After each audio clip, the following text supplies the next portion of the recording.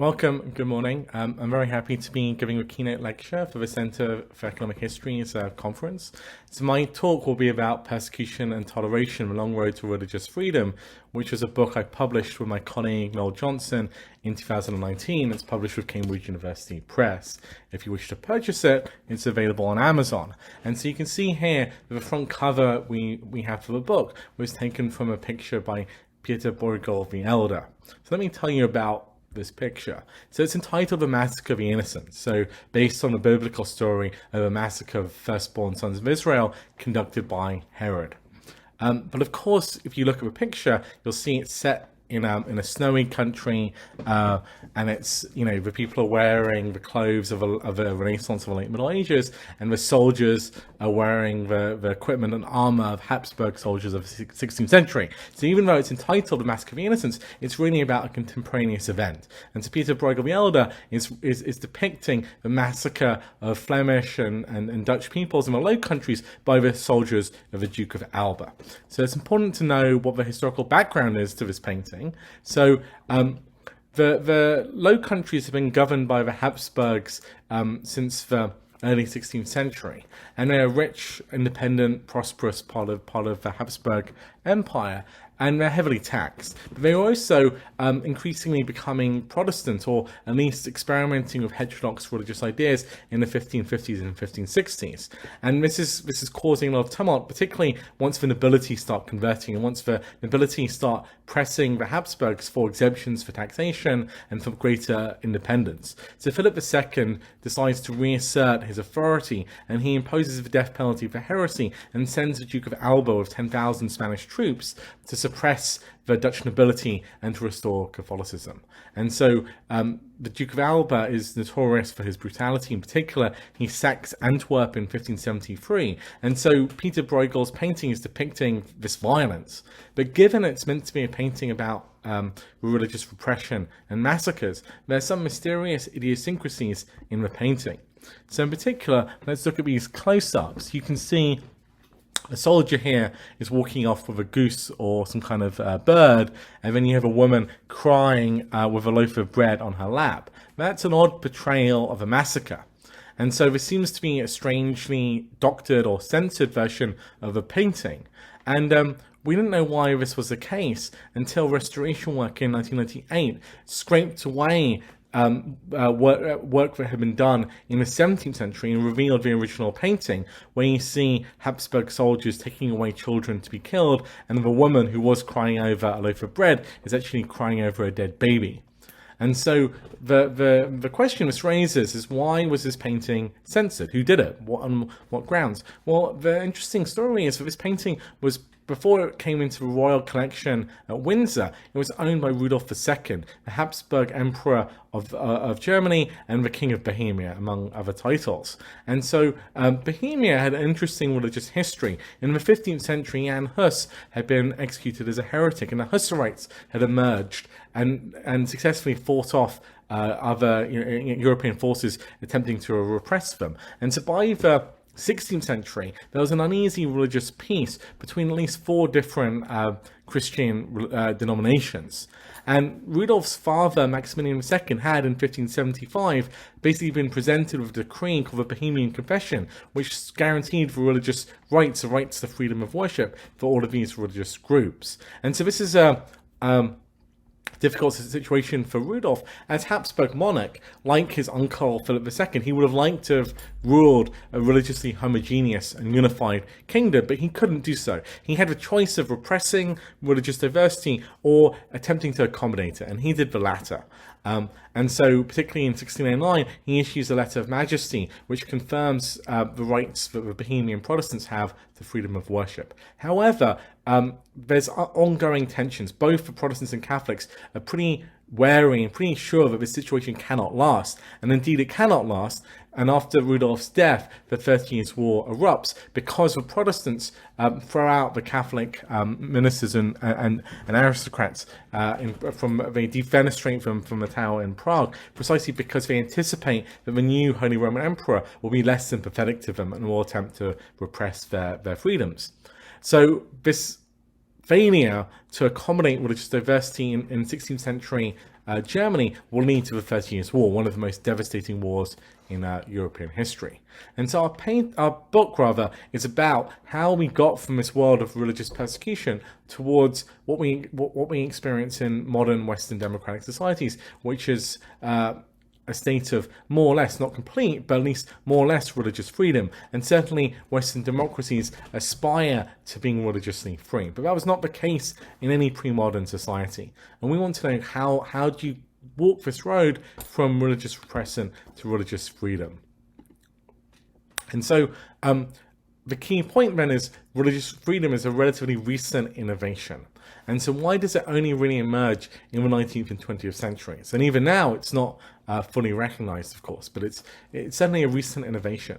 No previous pre-modern society really thought religious freedom would be a good idea. Even societies which are alleged to have been tolerant, such as the Roman Empire, in practice didn't believe that religious freedom per se was desirable and didn't have any qualms about repressing religions that they considered a threat to the political order, such as Christianity.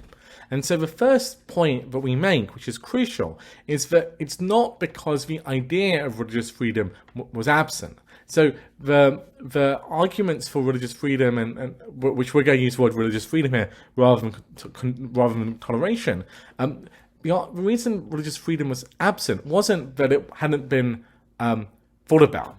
So in particular, actually, early Christian thinkers in the 3rd and 4th century, during a period of Roman persecution, were theorizing about religious freedom and why it might be important. And then in the 4th century, you get these discussions come to a head. And they come to a head in particular once the Roman Empire actually switches from being pagan to being Christian, and it begins to issue decrees and laws restricting pagan worship. So one of the last pagan Roman senators, Quintus Aurelius Symmachus, authored a compelling plea for religious pluralism. When the Emperor Theodosius was shutting down the altar to victory, he issued a plea to the emperor, arguing for it to be supported and for it to continue. And he said, we gaze up at the same stars, the sky covers all of us, the same universe encompasses us. Doesn't matter what practical system we adopt in our search for the truth, the heart of so great a mystery cannot be reached only by one road.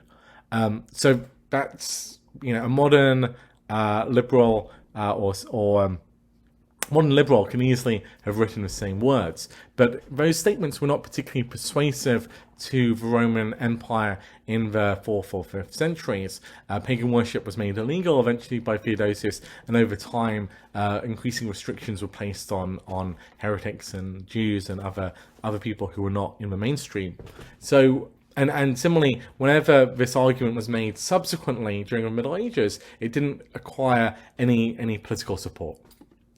And when the calls for religious freedom become salient, when do we start to have political bite? Well, it's after the Reformation. So it's people like John Locke and Pierre Bayle who are making the case for greater religious toleration, although neither of them were in favour of full religious freedom. But they're making the case for greater religious toleration. But they become the symbols and the heroic figures in the story of religious freedom, even though their arguments are not necessarily that original and had been said by earlier thinkers as well. So in particular, you have this Paulus Vladimiri, who's a Pole, who was arguing in the Council of Constance, arguing that pagan and Christian nations could coexist in peace.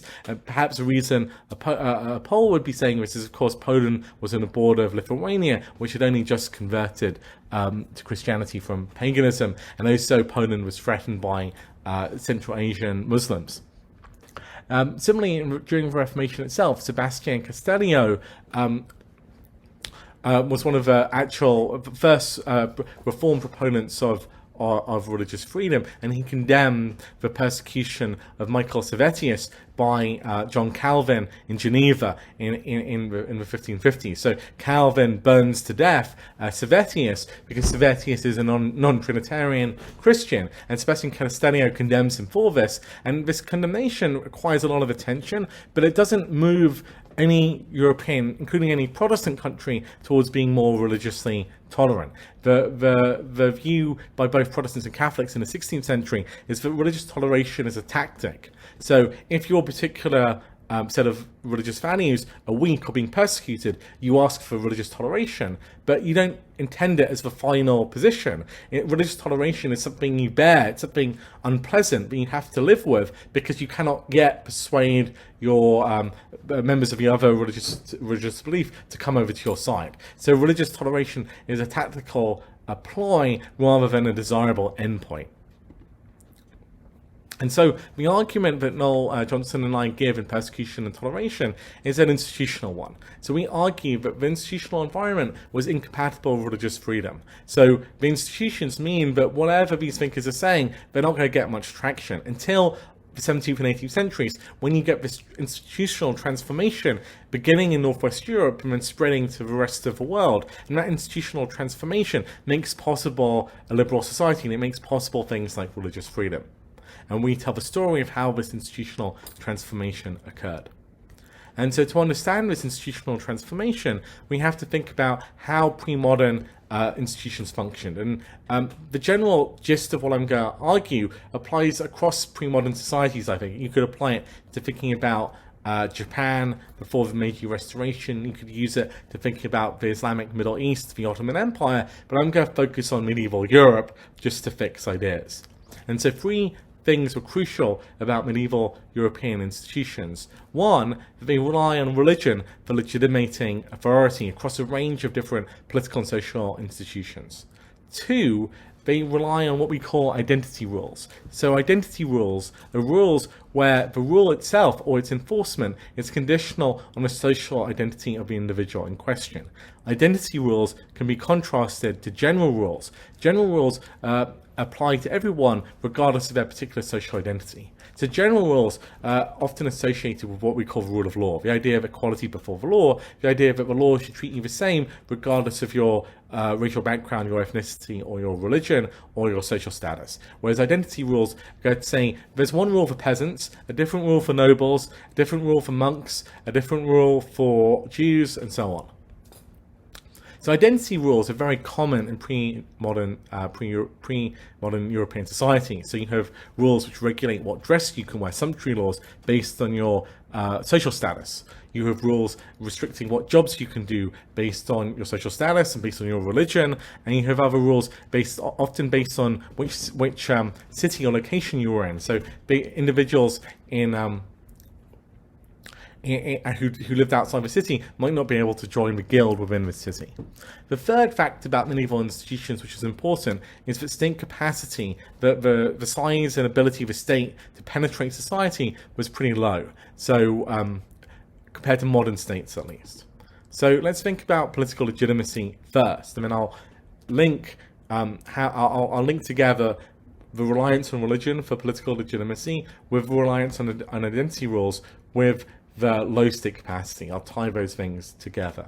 So political legitimacy is one of the crucial questions in political theory and political science. Where does it come from, basically? And so what distinguishes the state from just a gangster?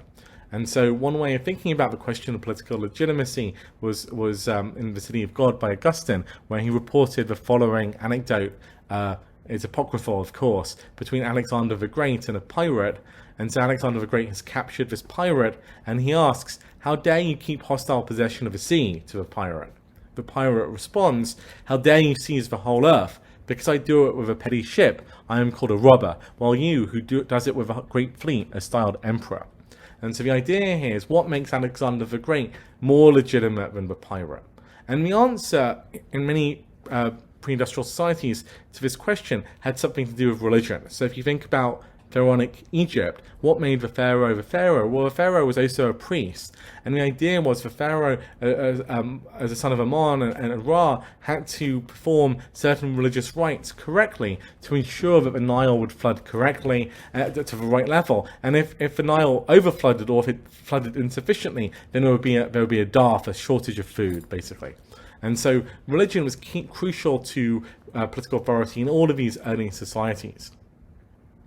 And that remained the case in medieval Europe. And so, in particular, a key point of transition in religion plays in upholding political authority occurred when Charlemagne was crowned emperor by Pope Leo III in Rome in 800. According to his biographer Einhard, Charlemagne later claimed that had he known he would be crowned by the Pope, he would not have entered the church, although that story may be apocryphal, but that was at least the perception of many contemporaries, because the coronation of the emperor by the Pope solidifies the reliance of the secular authority on the religious one. So it symbolizes the doctrine, which was important in the Middle Ages, of the two swords, the secular and the religious.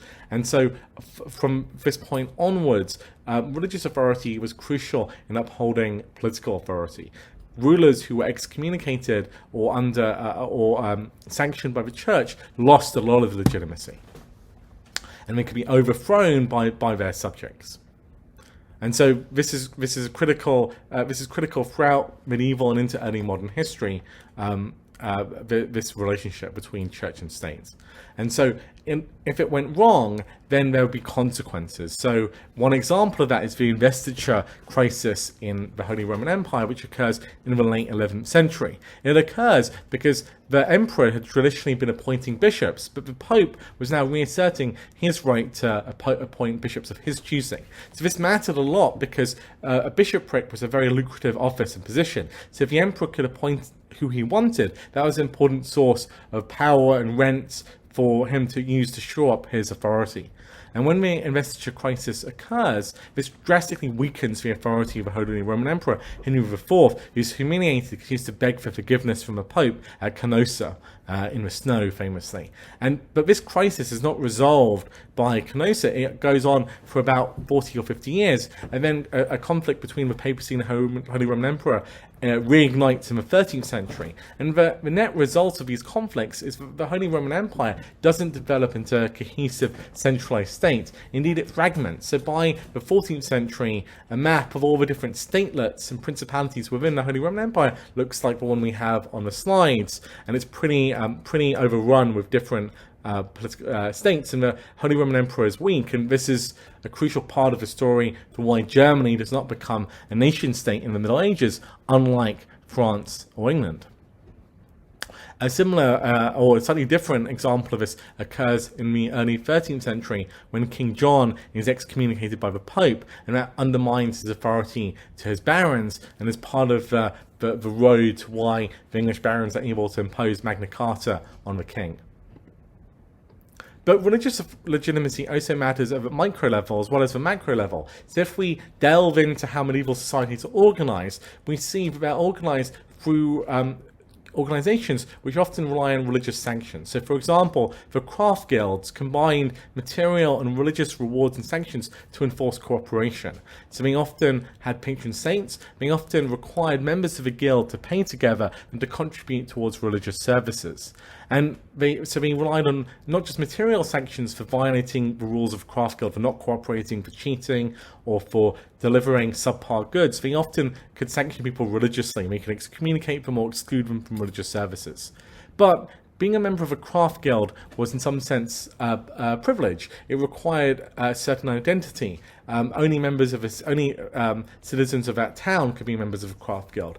Similarly, if you were a Jew or a heretic or a woman, you'd be excluded from a guild. So guilds played a crucial role in regulating and governing medieval society, but they did so through identity rules. They were only available to certain individuals, and once you were a member of a guild, that was part of your social identity. It would give you certain privileges, and you would benefit from it.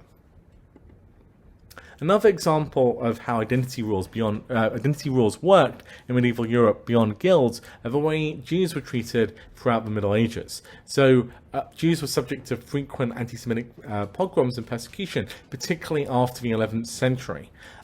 But they were also protected by both religious and secular authorities. And so here's an example of a charter of privileges that the Jews were receiving from the Emperor Henry VII in 1312. You can see the Jews had to wear distinctive clothing so that they could be identified as Jews. They were often, in the Holy Roman Empire, typically prohibited from owning land or carrying swords, and they were required to work at least partly, as money lenders, because they could then lend money to the king and also pay the king the profits from the money lending, where money lending was lucrative, partly because it was restricted. Money lending and interest, that is. So this is a chart of privileges where the Jews are paying the king for basically protection money. So this is an example of identity rules and how they govern the lives of minority religious groups in the Middle Ages. As I'll discuss shortly, this type of protection contract often broke down, and it often broke down exactly when it was needed. For example, during a period of crisis when the Jews were likely to be scapegoated or persecuted. So the final part of that triad of things I was discussing was low state capacity. And so we don't have great data, at least comparative data, for tax revenues per capita for medieval countries before 1500. But this figure begins in 1500 and traces the rise of fiscal capacity until the 20th century. And the impression you should get from it is just simply that before 1500, tax revenues per capita were likely to be even lower than we see in 1500. So the size of a state in medieval England or France was minuscule compared to modern standards. The state was literally the court and some of the armies that the king was paying on to the extent he could afford them based on his income or on any tax revenues he could collect. Everything else was not provided by the state. So these are weak states by modern standards. And so these three features of the institutional environment reinforced each other. So identity rules and low state capacity reinforce one another. Because identity rules are cheap, it's much easier and cheaper for a king to grant a privilege, like grant the right to tax a particular town or grant a particular local monopoly in exchange for some money. That's much easier for a king to do if his state is weak than it is to create a bureaucracy and raise general taxes or administer a town directly. And so identity rules, reliance on identity rules and low state capacity reinforce each other. So long as you're relying on these identity rules, you have less incentive to actually invest in state capacity.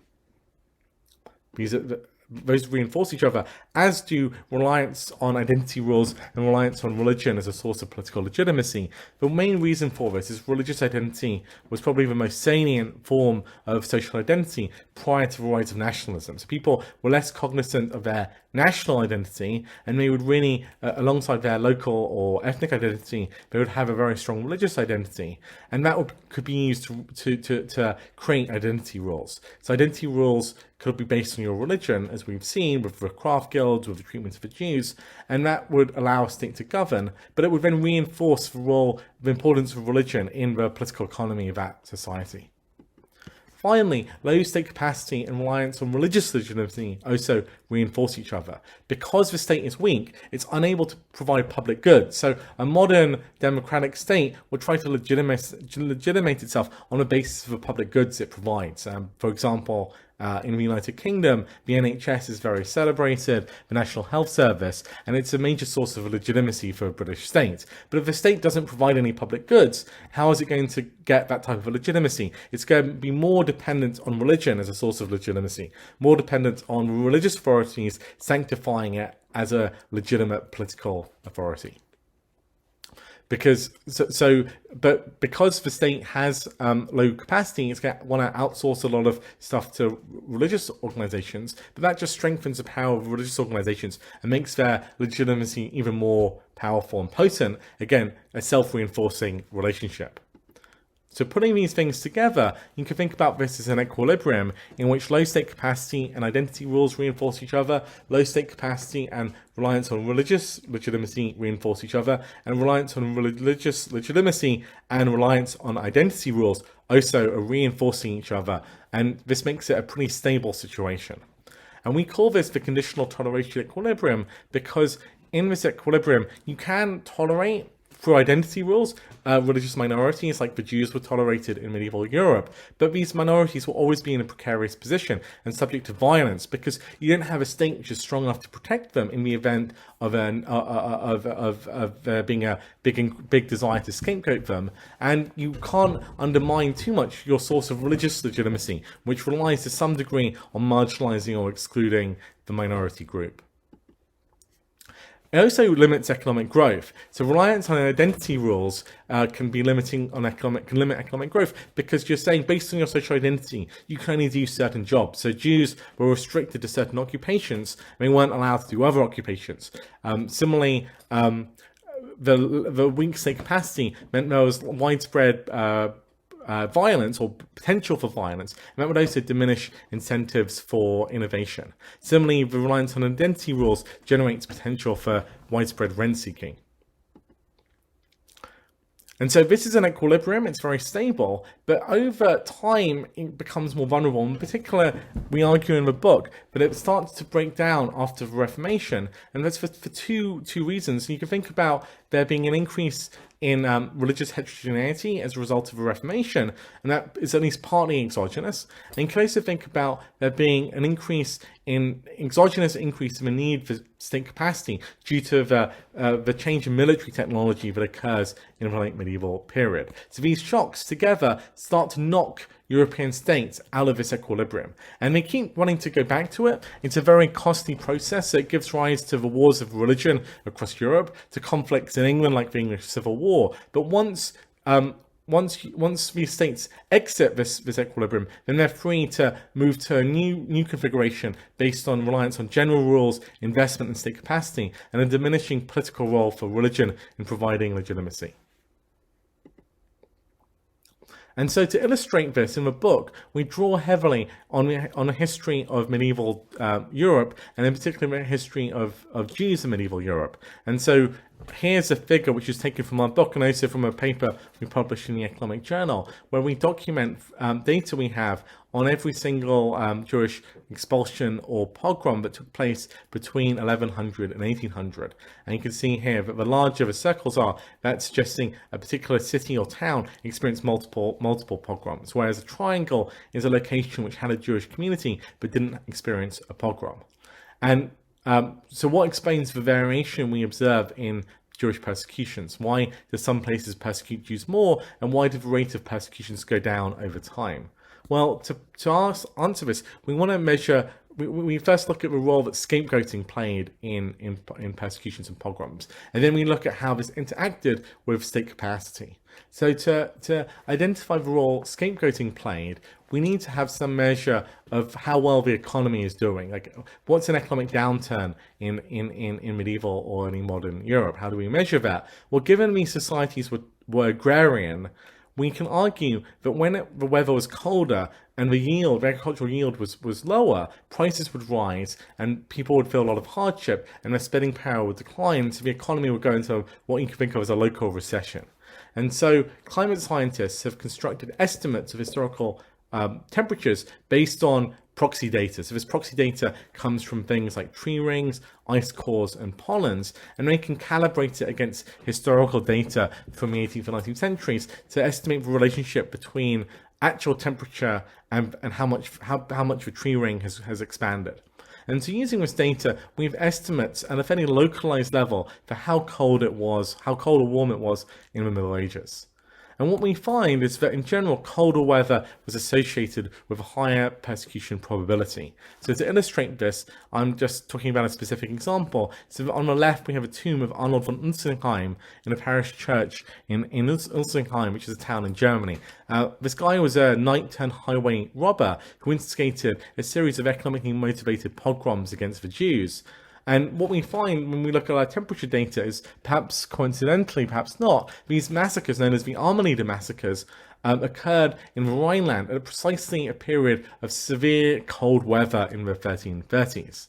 And so we find this effect holds on average. So this is showing you coefficient estimates by century. So these negative coefficient estimates suggest that when it's colder, the probability of persecution was higher.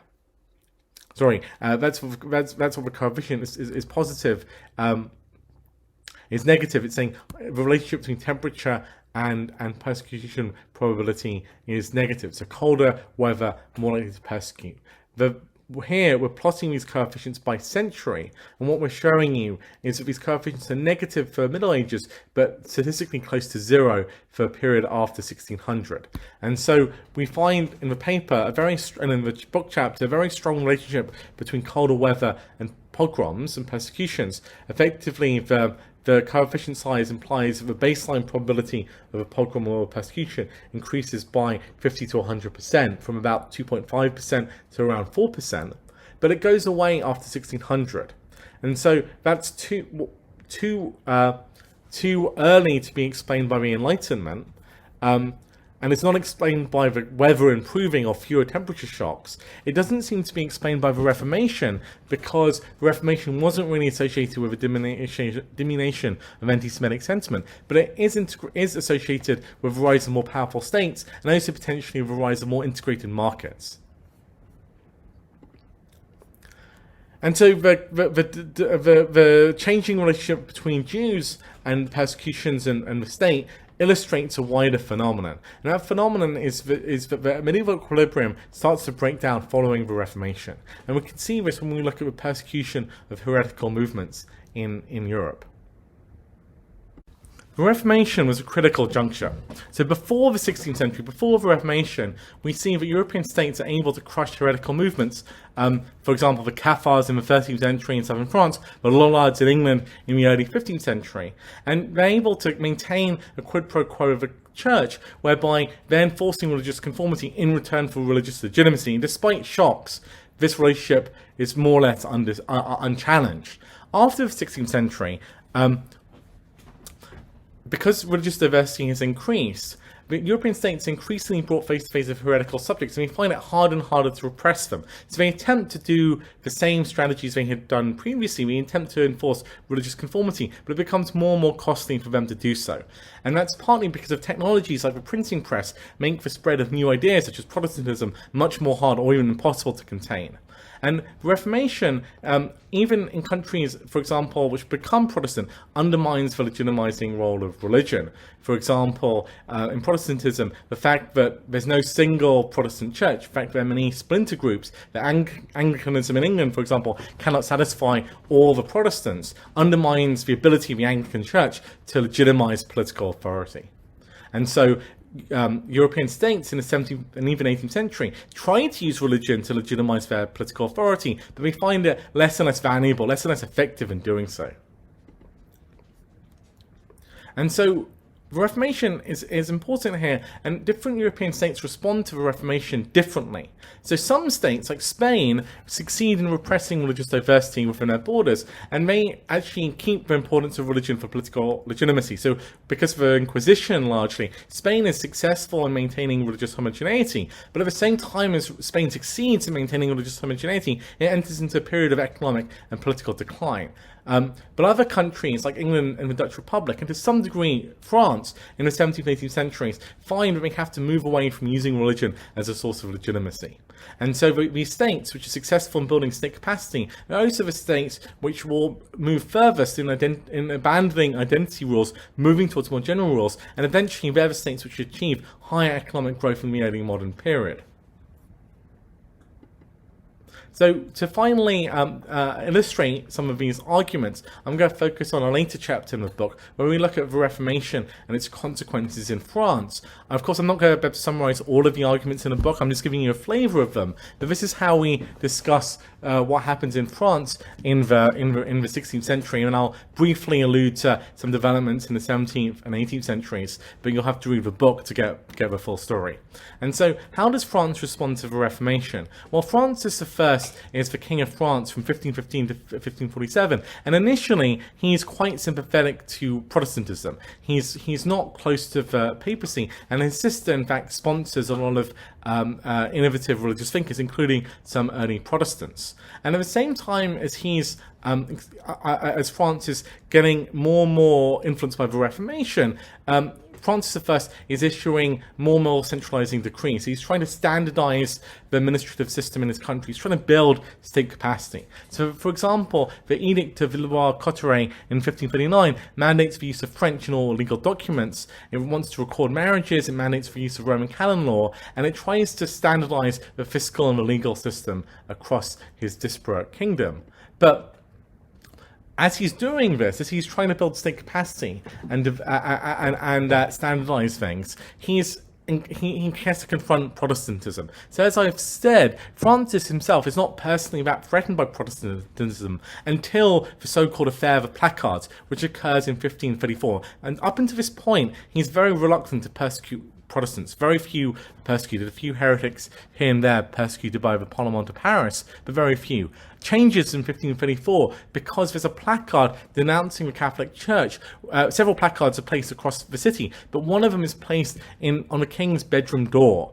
And that's seen as a terrible threat to the king's security. And also, the King Francis realizes that the Protestantism threatens the basis of his authority, the religious basis of his authority, his legitimacy.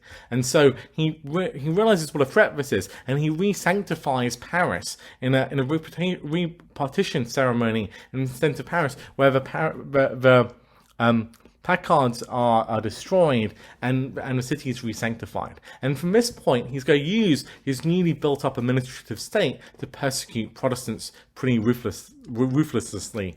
And so we have some data on this in our book, and what we show is that prior to the Edict of Valois-Cotterêts, so 1539, the number of heretics being persecuted was firstly fairly small, and they were mostly being persecuted in Paris, so by the Parliament of Paris, and in the area around Paris. But after 1540, the country, the spread of persecution of Protestants spreads out across Paris. Now, this could potentially reflect the spread of Protestants across Paris, but we think it also reflects the growing diffusion of the state's attempts to crack down on heresy. And we find some additional evidence from this when we look at specific provinces of France, specific departments. So here we're looking at the High Court in Provence, so located in Aix-en-Provence, and what we're showing you is that before 1540, the trials and the persecutions of Protestants only were occurring very close to the court. So this was a central thing. If someone happened to be found guilty of Protestantism around the capital of Aix-en-Provence, then they would be persecuted. But after 1540, you have executions across different parts of the province. So executions are spreading out. The state is actually sending inquisitors to look for heresy and to actually investigate heresy actively in the villages and in the towns. And so that holds more generally. And here on the right, you have a plot where we're showing you the average distance from a provincial capital of a trial or an execution, and you're seeing that most in the capitals, or very close to the capitals, prior to 1540, and then there's a big step change where we start occurring up to 400 kilometers from the courthouse, from the regional capital.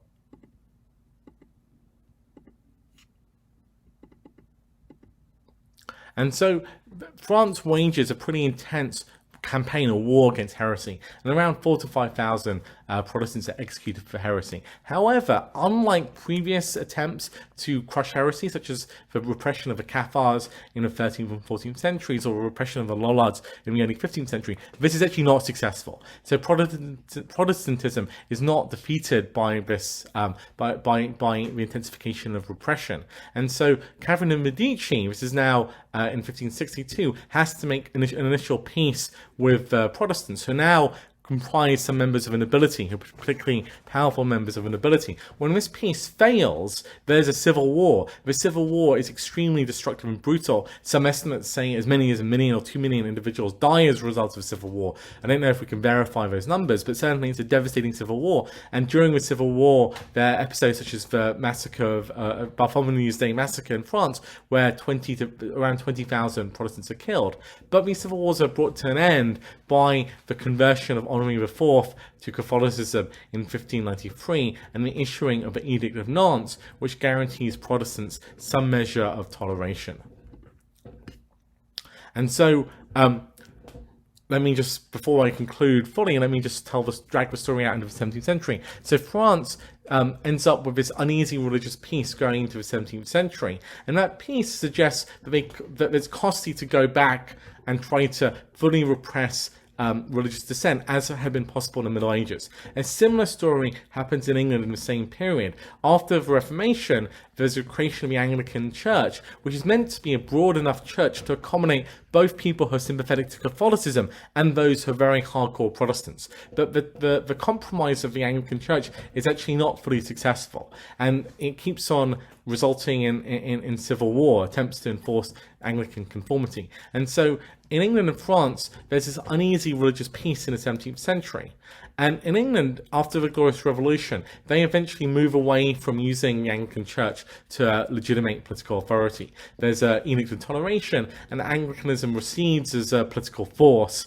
The Church of England ceases to persecute dissenting Protestants. Some restrictions on Catholics remain, but outright persecutions diminish. And over time, the English Parliament becomes more and more important, and religion becomes less important as a way of legitimating political authority. And this provides the institutional transformation, which is important, I think, in giving rise to the Enlightenment and giving rise to the culture of growth that emerges in 18th century England and has been associated with the Industrial Revolution. In France, the story is a little bit different because there are developments towards an accommodation. So Richelieu and Colbert are both enemies of the Protestants as an independent political force in France, but they're in favour of giving them religious toleration.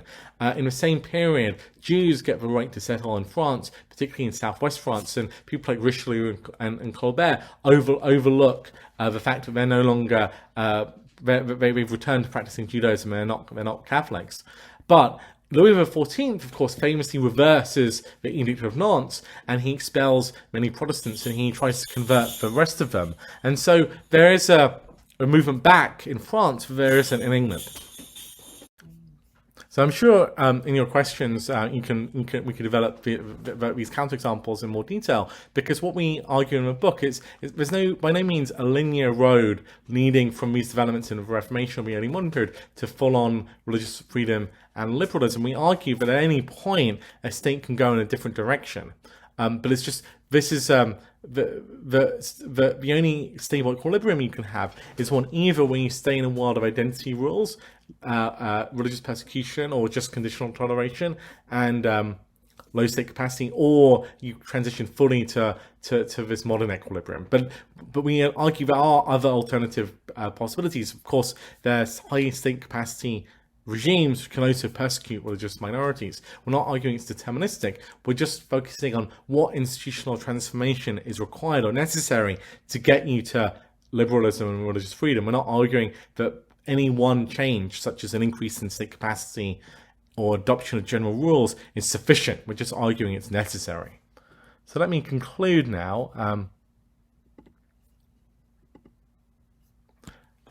The key points I've emphasized in this lecture, which you can read up more on in the book, are that ideas are not enough. So the ideas in favor of liberalism and religious freedom are important. They might even be necessary conditions, but they're not sufficient conditions. So ideas on their own are not enough. Many proto-liberal, pro-religious freedom ideas have been raised and discussed in earlier centuries, but had gotten no political traction. Only in the 17th and 18th centuries do arguments in favor of greater religious freedom gain bite, and that's because they're being written and debated in an environment of institutional change, in an environment where the old equilibrium is no longer working.